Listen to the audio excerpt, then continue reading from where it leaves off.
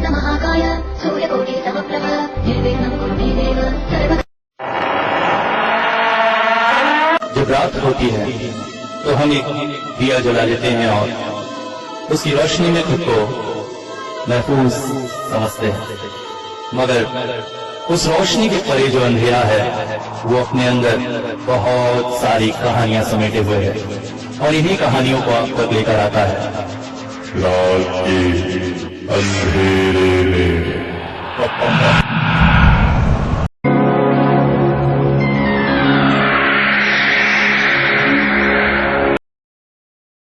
अमलेश बचपन से ही पढ़ाई में काफी अच्छा था। जैसे ही कॉलेज पास हुआ, प्रतियोगी परीक्षाएं देना शुरू कर दिया और एक दिन सौभाग्य से नौकरी का आदेश भी आ गया। हालांकि माँ ने पहले ही कह दिया था कि अगर शहर में नौकरी लगती है तो ही करो, वरना कहीं बाहर सुदूर में तुम्हें जाने नहीं दूंगी। अब जैसा एक सामान्य माँ का दिल होता है, मगर नौकरी रेलवे की थी और ज्यादा दूर भी नहीं, हालांकि थोड़ा सा पिछड़ा इलाका था, मगर रेलवे की नौकरी कौन छोड़ता है। अतः अमलेश के पिताजी और रिश्तेदारों ने इस बात का समर्थन किया।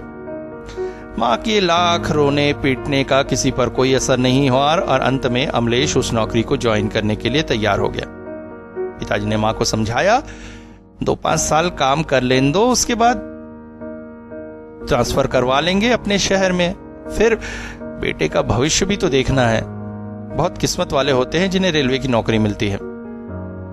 रेलवे के कस्टम क्लर्क की नौकरी थी, ऑफिस जॉब, ज्यादा कोई टूर वाला भी नहीं, मगर रेलवे की सभी सुविधाएं मिलनी थी। अतः थक हार कर मां का आदेश भी आ गया और अमलेश निकल पड़ा अपने गंतव्य को। पोस्टिंग शहर से दूर एक छोटे से ग्रामीण अंचल में हुई थी। हालांकि जगह उतनी खराब नहीं थी, काम भी ज्यादा नहीं था, बहुत कम ट्रेन ही यहां रुकती थी।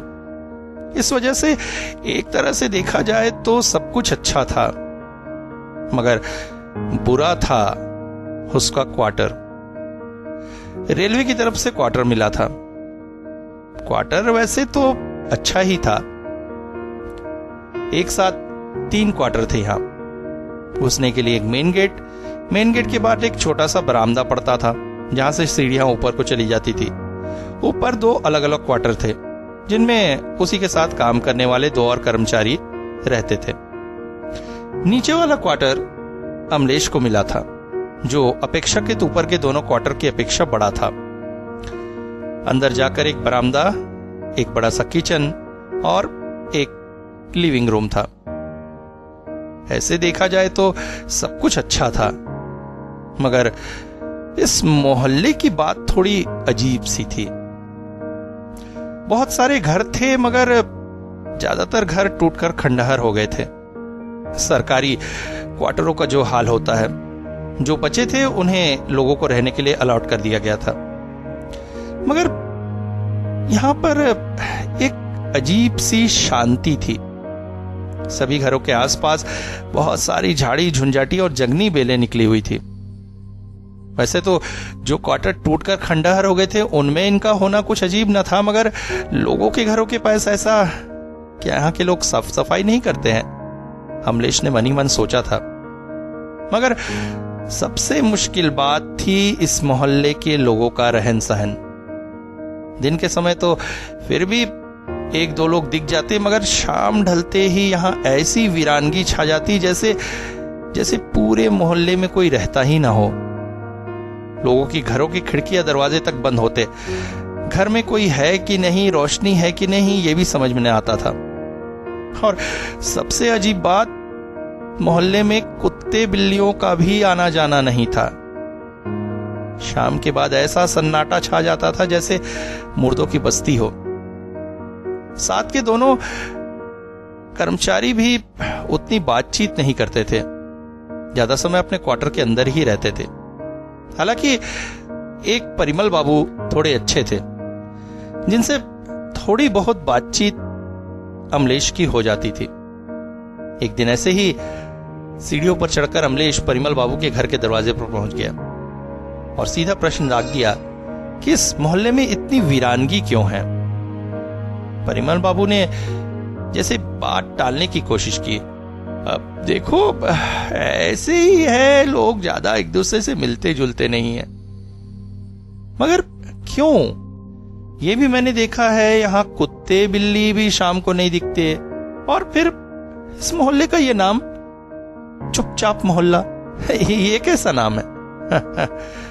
यहां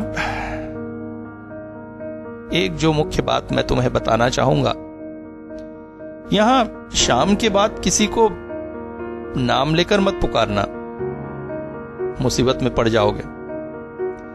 इसीलिए शाम के बाद यहां लोग एक दूसरे से बातें नहीं करते हैं और इस मोहल्ले का नाम चुपचाप मोहल्ला रखा गया है। एक तरह से शांत है, अच्छा है, आराम से रहो, प्रॉब्लम क्या है? तभी अचानक उनके रसोई से कुकर की सीटी बज उठी। देखो, लगता है मेरी दाल पक गई है, मैं जरा आता हूं, कहकर परिमल बाबू अपने घर के अंदर चले गए। अमलेश भी लौट आया अपने क्वार्टर में। अमलेश ने घूम फिरकर आसपास का इलाका देखा। इलाका काफी अच्छा ही था, काफी हरियाली थी और एक नदी भी बहती थी। क्या नाम था नदी का? सुष्मिता। जैसा प्यारा नाम वैसी प्यारी सी नदी। नदी के किनारे अमलेश घंटों बैठा रहता था। पास ही दोनों गांवों के बीच एक हाट बैठती थी, जहां सुबह से लेकर शाम तक भीड़ भाड़ रहा करती थी। घूमने के लिए भी आसपास काफी इलाका था, मगर बस चुपचाप मोहल्ला ही एक ऐसी जगह थी जहां लौटने को अमलेश का मन नहीं करता था। एक दिन मैं आसपास के मोहल्ले में घूमते हुए एक लड़का दिखाई दिया। अमलेश उसके पास जा पहुंचा। अरे, कहां पे रहते हो तुम? लड़के ने उसे कोई जवाब ना दिया। अरे, क्या नाम है तुम्हारा? लड़का बिना कुछ बोले वहां से चला गया। अमलेश आश्चर्यचकित था और कुछ हद तक गुस्सा भी। ये क्या बदतमीजी है? कोई बड़ा तुमसे कुछ पूछ रहा है, बिना जवाब दिए इस तरह से चले जाना? उसने परिमल बाबू से शिकायत की थी। अब मैं तो अब यहां ज्यादा दिन नहीं रह पाऊंगा, ऐसे माहौल में कौन रह सकता है, आप ही बताइए। लोग एक दूसरे से बात नहीं करते हैं। अरे, उस दिन एक लड़का मिला था, मैंने उससे पूछा नाम क्या है, नाम भी ना बताए चला गया। अमलेश बाबू बोल पड़े, देखो, तुम्हें ऐसा लग रहा है अगर उसने बदतमीजी की है तो उसकी नजर से देखोगे तो ठीक ही किया है उसने। मैंने तुमसे कहा था इस मोहल्ले में शाम ढले किसी को नाम से नहीं पुकारना। अब अगर वो तुम्हें नाम बता देता और कहीं तुम उसका नाम पुकार देते तो परेशानी में तो दोनों पड़ जाते ना। उसने तो तुम्हें ही परेशानी से बचाया है और तुम उस पर क्रोधित हो रहे हो। सुनकर अजीब लगा था अमलेश को। कैसे लोग हैं, हर बात का इनके पास कारण है, मगर कुछ है जो वो अमलेश से छुपा रहे हैं और वही बात कोई नहीं बताता है।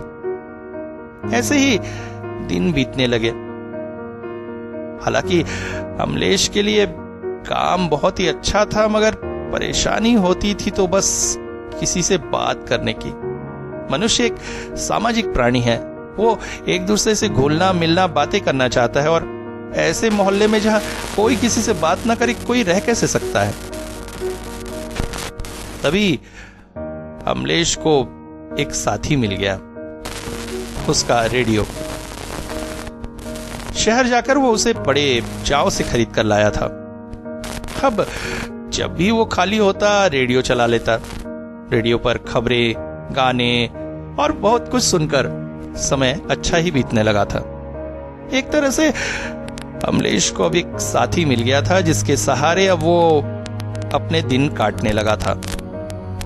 सुबह ड्यूटी पर जाता, शाम ढले वापस लौट आता, फिर खाना पकाते हुए, खाते हुए, सोने के पहले रेडियो उसका सहारा था। एक तरह से दिन अच्छे ही बीत रहे थे। परेशानी बढ़ी जब उनके ऑफिसर का ट्रांसफर हुआ। जो महाशय ऑफिसर बनकर आए वो बेहद स्ट्रिक्ट मिजाज के थे। एक तरह से कहें तो वर्कोहलिक थे। काम उनके लिए सबसे बड़ा था। इसके लिए वो कुछ भी कर सकते थे। किसी को भी बिना उसकी सुविधा असुविधा देखे काम देना उनकी आदत थी। अब अमलेश भी थोड़ी परेशानी में पड़ गया था। उसे आए दिन साहब के पास शहर जाना पड़ता। इसके लिए सुबह सुबह ट्रेन से निकलना पड़ता था। काम ज्यादा हो या कम हो, लौटने की ट्रेन शाम को ही थी। इस तरह से करीब करीब पूरा दिन बीत जाता था। ऑफिस में भी काफी सारा काम शहर से भेज दिया जाता था। एक तरह से बाबू सबकी तेल निकाल रहे थे। हालांकि बहुत जल्द वो रिटायर होने वाले थे, इसलिए सब उनके ये अत्याचार सहन कर रहे थे। परिमल बाबू भी परेशान थे। बेचारे अमलेश की तरह उनको भी शहर और गांव के स्टेशन पर दौड़ धूप करनी पड़ रही थी।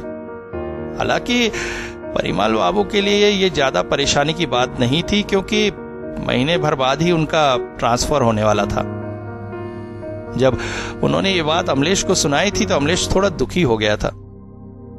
मितभाषी ही सही, व्यक्ति बड़ा अच्छा था। थोड़ी बहुत बातचीत हो जाती, अब किसी भी काम में मदद कर देते। दूसरा जो कर्मचारी था वो तो आज तक अमलेश से बात ही नहीं किया था। ऐसे में उसका अकेलापन और बढ़ने वाला था। देखते देखते 15 दिन बीत गए। एक दिन अमलेश ऐसे ही शहर से जब वापस लौटा तो ट्रेन थोड़ी लेट हो गई थी। रात करीब 8 बज चुके थे। जैसा कि मोहल्ले में था, सनसानपन तो छा ही चुका था। मोहल्ले के मोड़ पर घुसते ही साथ एक अजीब सा अनुभव उसके अंदर हो आया। जैसे उसकी छठी इंद्री जाग उठी और कहने लगी, यहां से जल्द पार हो जा। मगर तभी अमलेश को याद आया अपने बैग में पड़े हुए अपने चिरकाल के साथ ही अपनी रेडियो की। उसने रेडियो निकालकर स्टेशन ट्यून करने की कोशिश की। मगर अजीब बात, आज कोई भी स्टेशन जैसे पकड़ ही नहीं रहा था। ये क्या बात हुई? नया रेडियो है, इतना अच्छा चलता है। तभी एक स्टेशन पर ट्यून हुआ। गाना चल रहा था। गाना सुनते सुनते अमलेश पैदल ही घर की ओर निकल चल रहा था। अभी कुछ दूर ही पहुंचा था कि अचानक उसके कदम ठिठक गए। उसने महसूस किया जैसे आसपास के जंगलों से बहुत सारी रोशनियां इकट्ठी हो रही हैं। ऐसा लग रहा है जैसे दो जलती हुई आंखें हैं और ऐसी ही बहुत सारी आंखें चारों ओर से इकट्ठी होकर झुंड बना रही हैं। अमलेश चौंक पड़ा था। जुगनू? नहीं, मगर जुगनू इतनी तेज रोशनी उत्पन्न नहीं कर सकते हैं। ऊपर से एक साथ इतने सारे जुगनुओं का झुंड, ये कैसे हो सकता है? अमलेश चौंक पड़ा था। उसने तुरंत ही रेडियो बंद कर दिया और तेज कदमों से अपने क्वार्टर की ओर दौड़ लिया। आश्चर्य, रेडियो बंद होते ही साथ वो सारी रोशनियां अंधेरे में विलीन हो गई। मगर इस घटना से अमलेश बेहद भयभीत हो गया था। उसके पैर जैसे कांपने लगे थे। वो किसी तरह लड़खड़ाता हुआ क्वार्टर तक पहुंचा। बार बार पीछे मुड़कर देख रहा था कि वो रोशनियां कहीं उसके पीछे तो नहीं आ रही हैं। मगर किस्मत से ऐसा कुछ भी नहीं था। किसी तरह से अमलेश क्वार्टर तक पहुंचा। वो डर से कांप रहा था। बड़ी मुश्किल से उसने मेन गेट के लॉक खोलने के लिए चाबी डाली थी, मगर हाथ के कंपन की वजह से वो ताला नहीं खोल पा रहा था। मगर मन कह रहा था जल्द से जल्द दरवाजा खोल के अंदर घुस जा। तभी परिमल बाबू अपनी बालकनी से ये दृश्य देख लिए। वो तुरंत ही सीढ़ियों से नीचे आया और अंदर से दरवाजा खोल दिया। अमलेश दौड़कर अंदर घुस गया। उसकी तेज चलती सांसों को देखकर परिमल बाबू समझ गए थे कुछ तो उसके साथ हुआ है। उन्होंने उसे सांत्वना दी। वो उसे अपने साथ ही ऊपर क्वार्टर में ले गए। वहां अमलेश ने अच्छी तरह से हाथ मुंह धोया, पानी पिया और कुछ देर वही कुर्सी पर बैठा रहा। इतनी देर में परिमल बाबू चाय बनाकर ले आए। अरे मगर हुआ क्या? तुम इतने घबराए हुए क्यों लग रहे हैं? चाय की पहली चुस्की लेते ही साथ अमलेश अब थोड़ा सामान्य हुआ। क्या क्या बताऊं? अजीब सी घटना हुई। मैं रास्ते से चला आ रहा था, अकेलापन दूर करने के लिए सोचा रेडियो चला लूं, मगर रेडियो चलाते ही चारों ओर जैसे रोशनियों का झुंड। परिमल बाबू के चेहरे पर एक भय के निशान तैर गए। वो झुंड तुम्हारे पीछे क्वार्टर तक आए थे क्या?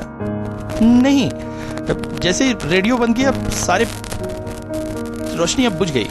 अरे कुछ नहीं, अब जुगनू होंगे। परिमल बाबू ने अचानक अपने भाव बदलकर बोला। जी जुगनू? हाँ हाँ, यहाँ इलाके में थोड़े बड़े आकार के जुगनू मिलते हैं, वही होंगे। तो तुम घबराओ मत, जाओ अपने क्वार्टर में जाके आराम करो। और कहा तो है तुमसे चुपचाप रहने में ही भलाई है, रास्ते में रेडियो चलाते आने की क्या जरूरत है? अमलेश भी उस दिन चिता गया था। उसने मन ही मन सोचा अब कभी रास्ते से आते हुए रेडियो नहीं चलाएगा। अब तो घर पर भी रेडियो चलाते हुए उसे डर लगने लगा था। वो रोशनियां आखिर थी क्या? ठीक से समझ नहीं पा रहा था अमलेश, मगर फिर क्या करे, कैसे समय बिताए?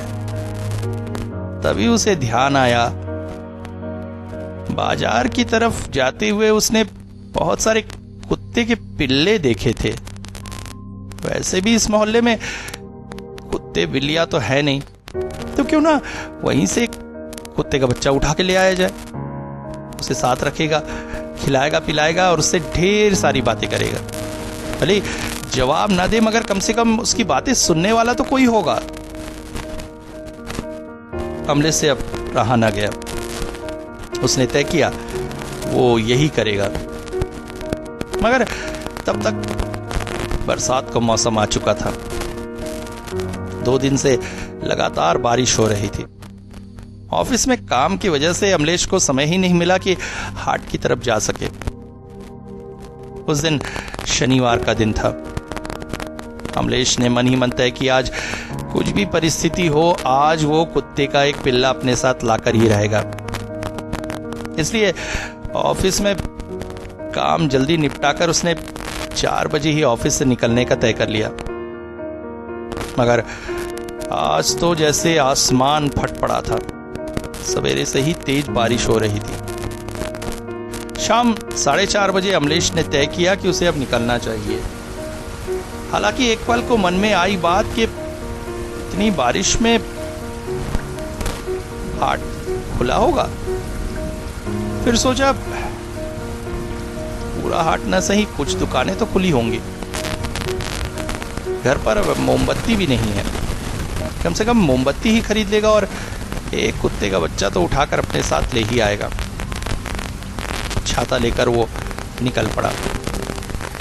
गांव की कीचड़ भरी जमीन में पैर डालता हुआ वो आगे बढ़ चला था। बारिश इतनी तेज थी कि छाते से भी न रुकती थी। वो आधा भीग चुका था। मगर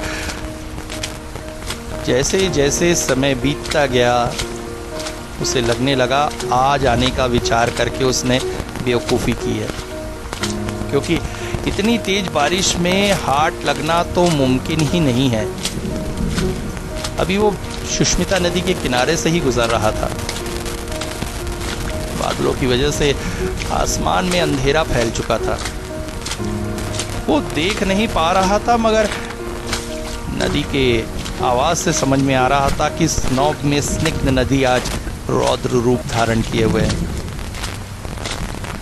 इसी तरह वो हाट की तरफ बढ़ चला, मगर हाट के पास पहुंचकर उसे समझ में आया कि उसने सच में बहुत बड़ी गलती की है। इतनी बारिश में हाट लगना तो दूर की बात है, वहां कुत्ते और उसके बच्चे भी नहीं थे। कौन इस बारिश में भीगता रहेगा? माँ ने अपने बच्चों की रक्षा के लिए जरूर आसपास कहीं जगह ढूंढ ली होगी, अतः उसका यहां आना पूरी तरह से व्यर्थ था। आसमान में अब सच में अंधेरा गिरने लगा था। उसे अब वापस लौटना था अपने उसी डरावने चुपचाप मोहल्ले की तरफ। एक बार मन किया कि आज की रात न जाए, किसी के घर पर पनाह ले ले। फिर याद आया यहाँ के लोगों की जो सोच है, पता नहीं कौन से घर में क्या नियम चलता है। रात को अंधेरे में जाकर दस्तक देगा तो कौन नाराज हो जाएगा, कौन क्या कह देगा, इसलिए किसी के घर में पनाह लेने का विचार उसने त्याग दिया। ऐसे भी किसी को नाम से पुकारना तो यहाँ मना है। फिर अचानक उसे याद आया कि ये नियम तो चुपचाप मोहल्ले पर लागू होता है। यहाँ किसी को नाम से पुकारने से क्या परेशानी होगी। उसने एक आखिरी प्रयास करने की सोची और वहीं खड़ा होकर जोर जोर से बुलाने लगा, आ आ आ आ, अरे हो रे तुम लोग यहाँ, ए आ बेटा, आ आ आ आ। काफी देर आवाज लगाने के बाद भी कोई प्रतिक्रिया न दिखी, मगर तभी एक घर के कोने से एक कुत्ता निकल कर आया। कुत्ते का बच्चा ढूंढने आया था, मिल गया कुत्ता, यही सोचा था अमलेश ने। मगर जो भी हो, इसे ही ले जाकर पाला जाए, यही सोचकर अमलेश उसे और जोर से बुलाने लगा, आह आह आह। जेब में रखे बिस्कुट के पैकेट को निकालकर उसने जमीन पर रख दिया। कुत्ता दूर से पूंछ हिलाता धीरे धीरे उसके पास आ गया और उसने बिस्किट चट कर डाली। अमलेश अब धीरे धीरे वापस चल पड़ा था।